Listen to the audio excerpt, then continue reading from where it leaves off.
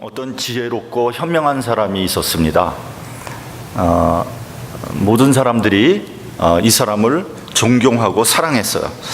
이제 이 사람이 어느 날 이제 산길을 가다가 커다란 보석 하나를 발견을 했습니다.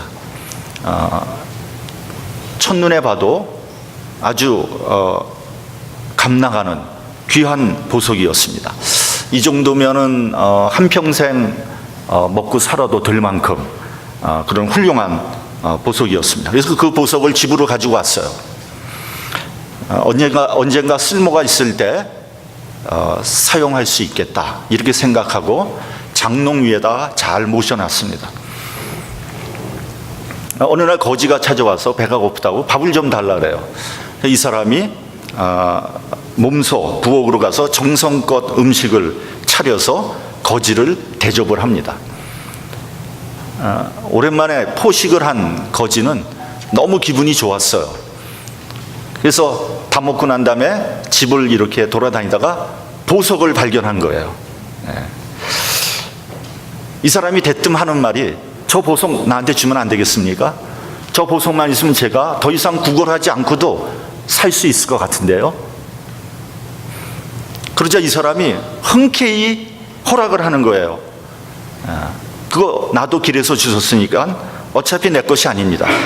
내가 보기에 당신이 임자인 것 같은데 이 보석을 가지고 가서 잘 쓰기 바랍니다. 이 거지는 믿져야 본전으로 말을 던진 건데 이 사람이 선뜻 보석을 주니까 너무 놀라고 기뻤어요. 또 한편으론 혹시 저 사람의 마음이 바뀔까 봐 그 보석을 냉큼 들고 그 집을 나왔어요. 다음 날 거지가 헐레벌떡 뛰어오더니 보석을 다시 놓으면서 하는 말이, 이 보석 도로 가져가십시오. 내가 다른 것은 몰라도 어디서나 잠 하나만은 잘 잤는데 이 보석을 소유하고부터는 이거 잊어버릴까 봐, 도둑놈이 훔쳐갈까 봐, 또 강도가 와서 나를 죽이고 이 보석을 뺏어갈까 봐 걱정이 돼서 어저께 밤에 한잠도 못 잤습니다. 내가 비록 거지지만 걱정 근심 없이 행복하게 살았는데 저 보석 때문에 갑자기 불안해지고 근심이 되어서 살 수가 없습니다. 그러니 이 보석 도로 가져가십시오. 그러면서 또 이렇게 얘기하는 거예요. 당신이 보석을 내게 선뜻 내주는 바로 그 마음을 내게 줄 수는 없습니까? 이게 만들어낸 예화지만 우리가 좀 깊이 생각해야 되는 그런 예화입니다. 여러분, 보석을 가져야 하겠습니까? 아니면 보석을 선뜻 주는 그 마음을 가져야 하겠습니까? 어떤 고대 그리스의 유명한 철학자가 인간의 욕구를 세 가지로 요약을 했습니다. 첫째는 먹고 입고 생활하는 의식주의 욕구가 있습니다. 이건 인간의 가장 기본적인 욕구인데 이 욕구가 충족되지 않으면 굉장히 괴로워요. 근데 여러분, 이 고통을 해결하는 방법은 굉장히 간단합니다. 밥 한 끼 배불리 먹으면 행복해지는 거예요. 그 욕구가 해결이 되는 거예요. 둘째는 성욕입니다. 이건 지극히 자연스러운 욕구이기는 하지만 이것을 잘 다스리지 못하면 불행해지는 겁니다. 그러나 어떤 면에서 이 성욕은 참을 수 있는 욕망이고 참아야 되는 거죠. 그렇지 않으면 정말 망신을 당할 수도 있습니다. 셋째는 부와 명예에 대한 욕망이 있어요. 여러분, 이 욕구는 채워지지 않는 욕구입니다. 이 욕구는 절대적인 것이 아니라 상대적인 것입니다. 이건 다른 사람과 계속해서 비교하기 때문에 결코 채울 수 없는 그런 욕망입니다. 바로 이 문제 때문에 인간은 불행해진다 이렇게 말을 했습니다. 여러분, 어떤 유명한 재벌이 있었어요. 근데 이 재벌이 하여튼 돈을 악착같이 모으는 거예요. 수단과 방법을 가리지 않고 돈을 모으는 거예요. 그래서 어떤 사람이 물어봅니다. 당신은 지금도 돈이 그렇게 많은데, 어마어마하게 돈이 많은데 당신은 얼마나 돈이 더 있어야지 만족하겠습니까? 그러니까 이 재벌이 하는 말이 뭔지 아세요? 지금보다 조금만 더 있었으면 좋겠습니다. 그 조금만 더, 그게 한이 없는 거예요. 결코 만족함이 없습니다. 여러분, 현대인의 고민이 뭔지 아십니까? 이제는 더 이상 먹고 사는 문제가 고민이 아니에요. 기본적인 이런 의식주의 문제가 해결된 후에 오는 고민이 심각한 겁니다. 그건 뭐냐면 바로 부와 체면과 명예에 대한 고민이에요. 그걸 다른 말로 바꾸면 무슨 말이냐면 거짓과 허위예요. 거짓과 허위는요, 교만에서부터 나오는 겁니다. 겸손에서 진실함이 나오고요, 교만하면 거짓이 나올 수밖에 없어요. 체면과 명예 때문에 남을 속이려다 보니까 자기 스스로 속는 거예요. 그러면 함정에 빠지게 되고요, 결국은 심판을 받게 되는 겁니다. 쉽게 얘기하면 이런 거예요. 행복하지도 않은데 행복한 척하고, 부자도 아닌데 부자인 척하고, 뭔가 아무것도 없는데 뭔가 있는 척하고, 모르는데 아는 척하는 거예요. 그러니까 여러분, 현대인들이 대부분 그러한 자기 자신을 포장하면서 살아가고 있는 거예요. 위장 문화 속에서 살아가고 있는 거예요. 남에게 잘 보이려고 하는 것 때문에 얼마나 많은 사람들이 골병에 드는지 모릅니다. 한마디로 피곤한 삶을 살고 있는 거예요. 여러분, 쇼윈도 부부라는 얘기 들어보셨죠? 남들이 보기에는 너무나 다정해요. 뭐 손잡고 가고 팔짱도 끼고 가고 뭐 말도 다정하게 하는 것 같은데 집에 들어가면 서로 얼굴도 보지 않아요. 실제로는 이혼 직전입니다. 얼마 가지 못해서 결국은 이혼을 하고 말죠. 그러면 많은 사람들이 깜짝 놀랍니다. 아니, 어떻게 이런 일이 있을 수 있어? 저 부부 굉장히 다정했던 부부 아니야? 저렇게 훌륭한 부부가 어떻게 이혼을 해? 놀랄 거 하나도 없어요. 이미 파산이 난 그런 관계인데 뭐 놀랄 거 하나도 없어요. 남에게 보이기 위해서 사랑하는 척하니까 얼마나 피곤하겠습니까? 제 처가 종종 그런 불평을 해요. 다른 남편은 부인한테 스윗하게 해주고 말도 다정하게 하는데 당신은 뭐가 잘났다고 그렇게 뻣뻣하게 구냐는 거예요. 잘나서 뻣뻣하게 구는 거 아니고요, 원래 그렇게 생겨 먹은 거예요. 여러분들은 남이 이렇게 보기에 뭐 스윗해 보이고 뭐 다정해 보이는데, 여러분 한번 들여다보세요. 다정한지. 그럼 아무도 모르는 거 아니겠습니까? 그러면 막 꾸며서 다정한 척 해야 되겠습니까? 그게 좋아요? 뭐 다정하지 않게 느낄지는 모르지만 거짓이 아니잖아요. 진실하잖아요. 공자는 논어에서 이런 말을 했습니다. 교원영색 선의인이다.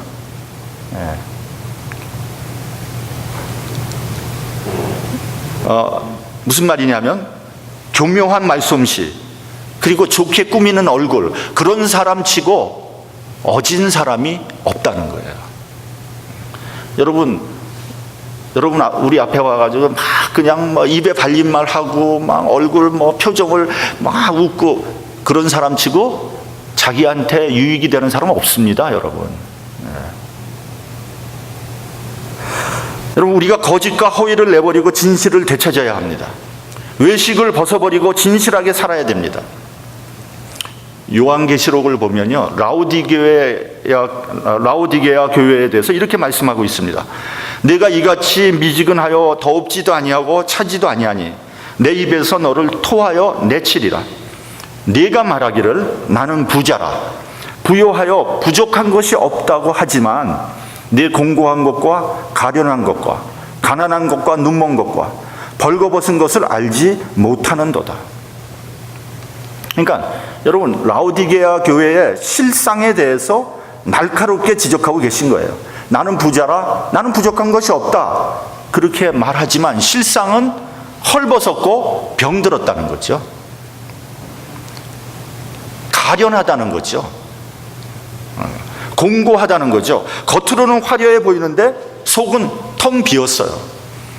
아무것도 없어요. 종종 보면요, 사업하는 사람들 중에 그런 사람들이 좀 있습니다.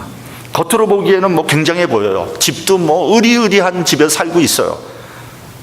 회사도 번듯해요. 근데 내용을 들여다보면요, 전부 다 남의 돈으로 운영하고 있어요.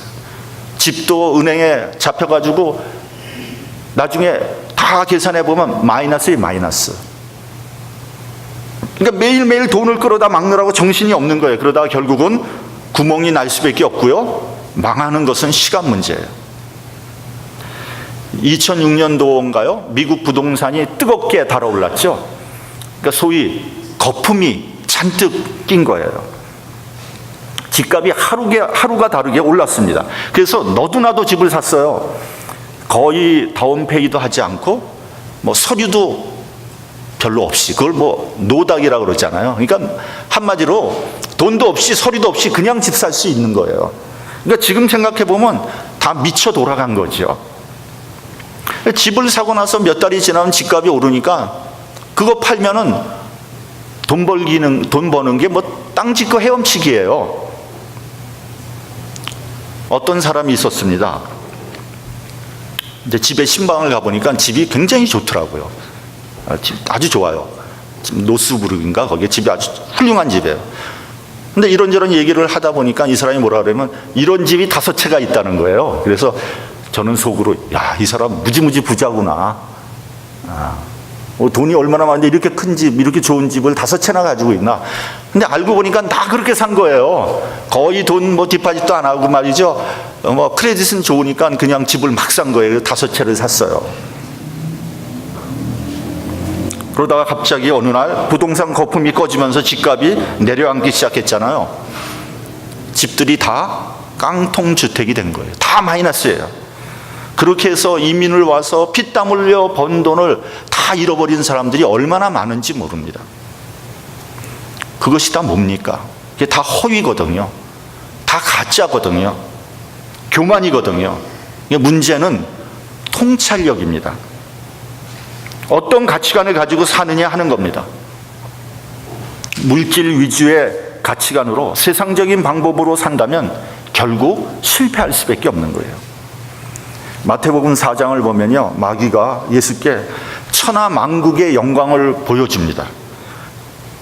내게 엎드려 경배하면 내가 이 모든 것을 내게 줄 것이다. 얼마나 유혹적입니까? 얼마나 매혹적이에요. 이런 너무나 좋은 것들을 다 내게 주겠다는데, 이것이 바로 시험이에요. 여러분, 우리 눈에 보이는 것이 무엇입니까? 매혹적입니까? 화려하고 멋있게 보입니까? 그거 하면 수지 맞을 것 같습니까? 여러분, 그것이 다 마귀가 주는 유혹이고 시험이에요. 그거 정신없이 쫓아다니다 보면요, 나중에 그게 다 헛된 것인 줄을 깨닫게 돼요. 그것이 다 신기루예요. 쫓아가다 보면, 가서 보면은 아무것도 아니에요. 그때는 후회해도 이미 늦은 거예요. 빈털터리여 속이 빈 거예요. 쭉정이 인생을 산 것입니다. 우리 본문 10절을 봉독하도록 하겠습니다. 본문 10절, 다 시작. 근심하는 자 같으나 항상 기뻐하고, 가난한 자 같으나 많은 사람을 부요하게 하고, 아무것도 없는 자 같으나 모든 것을 가진 자로다. 근심하는 것 같지만 사실은 기뻐하고 있다는 거죠.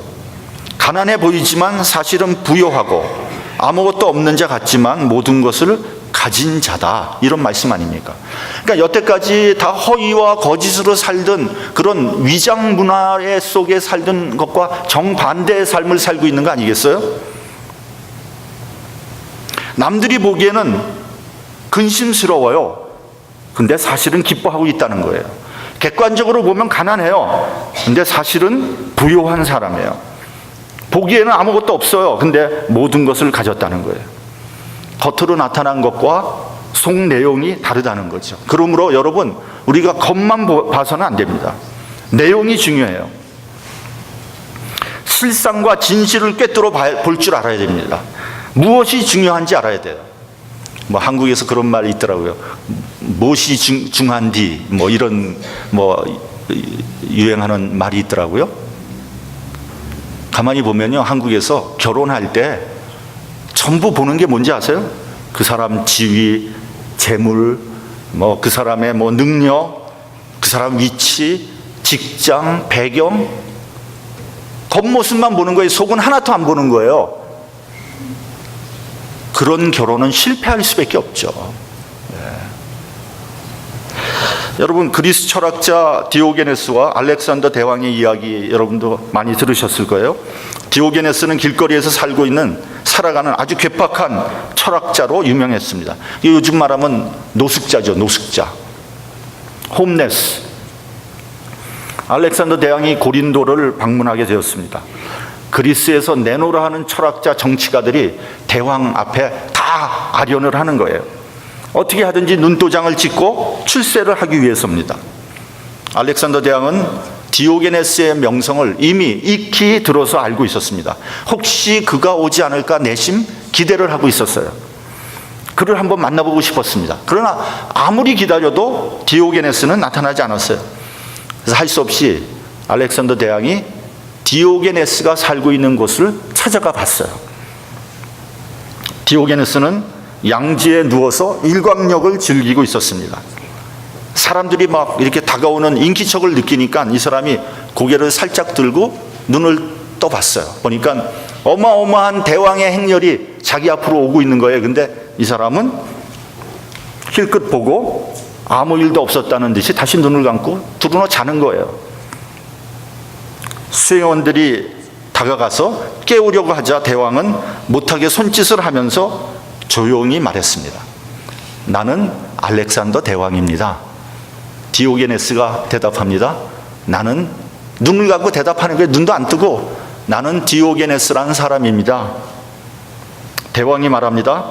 모든 사람들이 나를 두려워하는데 당신은 나를 두려워하지 않습니까? 디오게네스가 말합니다. 대왕은 선한 사람입니까? 네, 그렇습니다. 내가 왜 선한 사람을 두려워합니까? 대왕이 말합니다. 당신의 소원이 있으면 한번 말해보세요. 내가 들어주고 싶습니다. 디오게네스가 대답합니다. 대왕께서는 지금 내가 즐기는 햇빛을 가리고 있습니다. 제발 좀 물러나 주시겠습니까? 그것이 내 소원입니다. 수행원들이 그의 오만함에 분노하면서 달려들려고 하자 대왕이 말리면서 이렇게 말했습니다. 내게 선택권이 있다면 나는 대왕이 아니라 디오게네스가 되고 싶습니다. 여러분, 디오게네스는 거지 철학자였지만 대왕이 부러워하는 사람이었어요. 여러분, 누가 부유한 사람입니까? 누가 행복한 사람입니까?